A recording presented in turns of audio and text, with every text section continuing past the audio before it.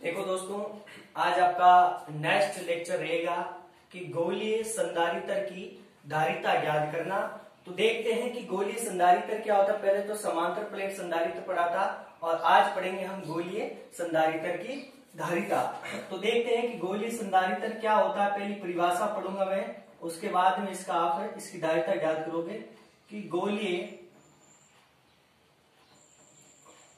गोलीय संधारित्र की धारिता। अब पहले आप मुझे बताओगे कि गोलीय संधारित्र क्या होता है।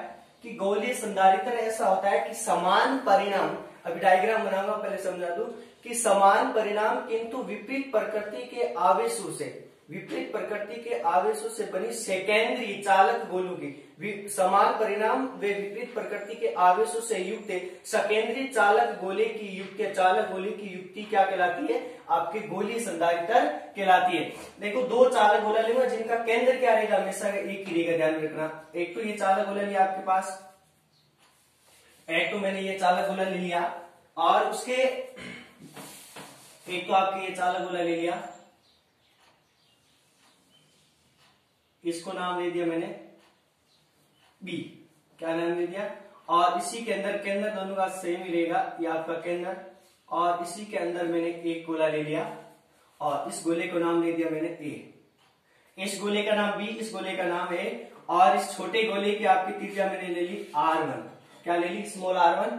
और इस बड़े गोले की आपकी त्रिज्या है, वो त्रिज्या मैंने क्या ले ली? R2। क्या ले ली? R2। इस गोले की त्रिज्या R1 ले ली और इस गोले की त्रिज्या क्या ले ली? R2। इस गोले का नाम A और इस गोले का नाम B।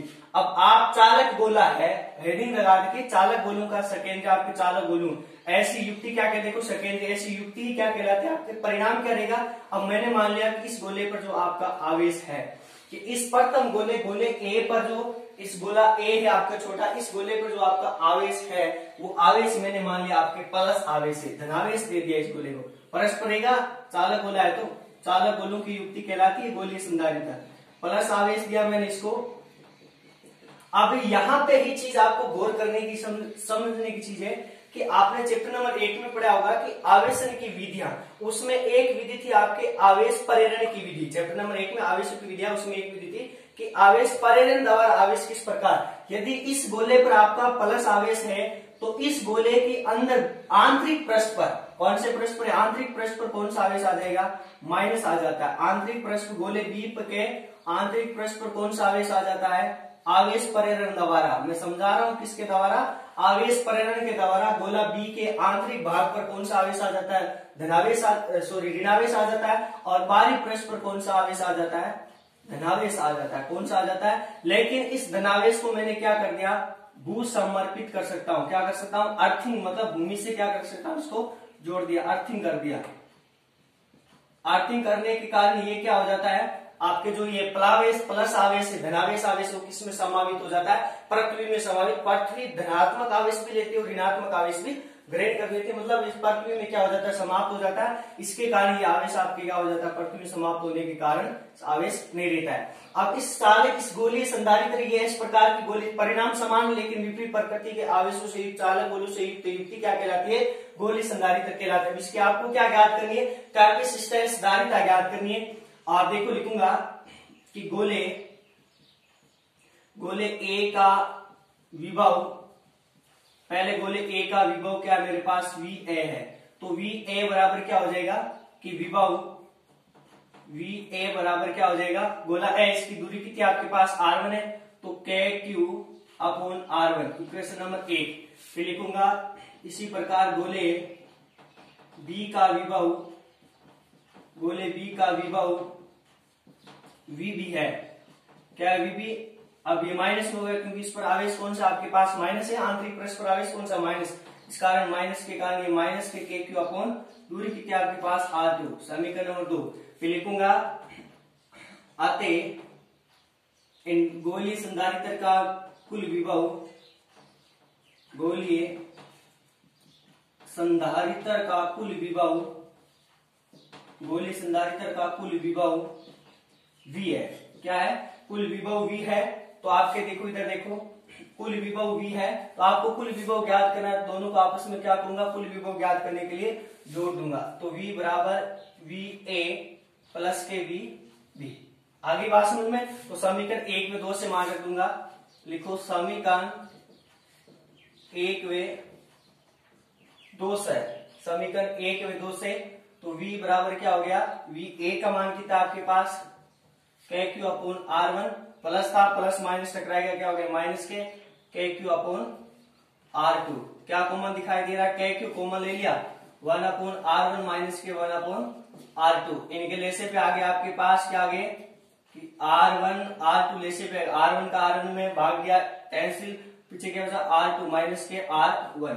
अब आपको ये क्या, इसको समीकरण नंबर कितना दे सकता हूं मैं 3।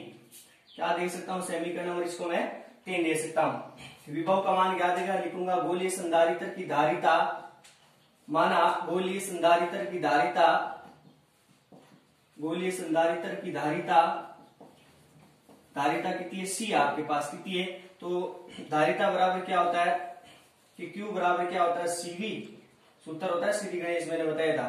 Q बराबर क्या होता है CV, क्या होता है कि Q बराबर CV, तो C बराबर क्या हो जाएगा Q अपॉन V। तो समीकरण 3 से मान रखूंगा, समीकरण 3 से किसका मान रखूंगा, इस V का मान रख दूंगा। इसके लिए V का मान आ गया, तो C बराबर क्या हो गया Q अपॉन के क्यू कोष्टक R2 माइनस के R1 अपॉन R1 R2। आगे बात समझ में। अब देखो इसके बट्टे में मैं क्या मान सकता हूं 1, तो बाहर वाली संख्या को बाहर वाली संख्या से गुणा और अंदर वाली संख्या को अंदर वाली संख्या से गुणा कर सकते हो। तो उसके बाद देखो इधर, तो बाहर वाली संख्या से मैंने गुणा किया, बाहर वाली क्या हो गया आपके पास Q R1 R2 अपॉन के क्यू कोष्टक R2 माइनस के R1। Q से Q क्या हो गया कैंसिल आउट, तो C बराबर क्या बच गया ऊपर R1 R2 अपॉन के कोष्टक R2 माइनस के R1।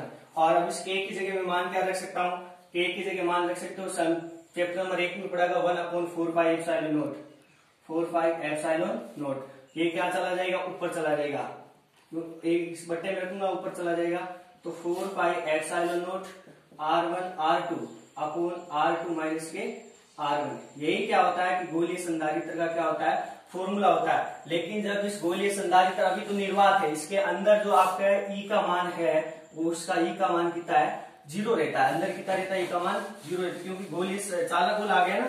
लेकिन अब क्या करूंगा मैं, इस एप्सिलॉन नॉट की जगह आपके कि गोलीय संधारित्र के मध्य माध्यम रख दिया। क्या रख दिया, ई माध्यम रखने पर इसकी संधारित्र क्या होती, मान ली इसकी ई माध्यम रखने पर इसकी जो है जो धारिता है वो क्या मान ली मैंने CM माध्यम, CM मान ली, तो कितना हो जाएगा कि 4 पाई।